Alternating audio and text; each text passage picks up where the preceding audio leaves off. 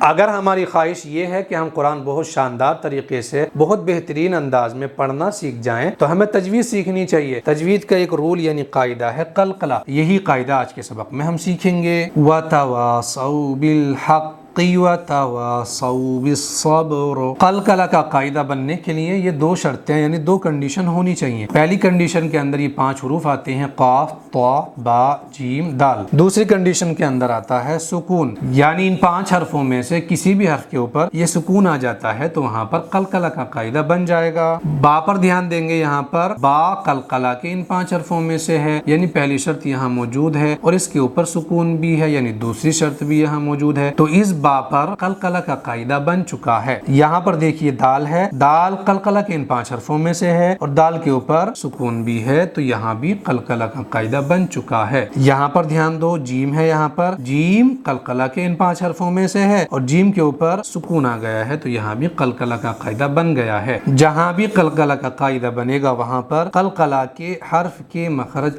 آپس میں ٹکرا کر الگ ہو جائیں گے۔ کیا مطلب ہے اس کا؟ یہ جو قلقلہ کے 5 حروف ہیں ان کے کچھ نہ کچھ مخرج ہیں، یہ کہیں نہ کہیں سے ادا ہوتے ہیں، تو ان کے جو مخرج ہیں نا وہ آپس میں ٹکرائیں گے، لیکن ٹکرا کر کے فوراً الگ ہٹ جائیں گے۔ جیسے میں گیند زمین پر ماروں تو گیند زمین پر ٹچ تو ضرور ہوگی لیکن ٹچ ہوتے ہی فوراً الگ ہٹ جائے گی۔ اسی طرح سے قلقلہ کے اندر بھی ہوتا ہے۔ یہ جو با ہے، با کا مخرج ہے دونوں ہونٹوں کی طریقہ حصہ، یعنی یہ جو 2 ہونٹ ہیں اوپر اور نیچے کے، ان دونوں کو ہم جب آپس میں ملاتے ہیں اس طرح سے تو ملنے کے بعد میں اندر والا حصہ جو چھپا رہتا ہے وہ تھوک اور لعاب سے تر رہتا ہے، گیلا رہتا ہے، تو دونوں ہونٹوں کے گیلے حصے کے ٹچ ہونے سے با ادا ہوتا ہے۔ قلقلہ میں جب اس با کو ہم ادا کریں گے اسی مخرج سے تو دونوں ہونٹوں کو آپس میں ملائیں گے ضرور، لیکن ملا کر کے فوراً الگ کر لیں گے۔ کیسے کریں گے؟ بالصبر، دونوں ہونٹ آپس میں مل رہے ہیں لیکن فوراً الگ ہٹ رہے ہیں، لیکن میں کہوں اگر بالصبر تو اس طرح سے قلقلہ نہیں ہوگا۔ اسی طرح سے یہ جو دال ہے، دال زبان کی نوک یعنی یہ ثنایا علیہ کی جڑ یعنی اوپر کے دانتوں کی جڑ پر ٹچ ہونے سے ادا ہوتا ہے، یعنی جو زبان کی نوک ہے یہ اوپر کے دانتوں کی جڑ پر ٹچ ہوگی تب جا کے دال ادا ہوگا۔ تو قلقلہ کے اندر بھی ہمیں ایسے ہی ادا کرنا ہے دال کو، لیکن ان دونوں کو آپس میں ٹچ کر کے فوراً الگ ہٹا دیں گے، اسی کو کہتے ہیں قلقلہ کرنا۔ جیسے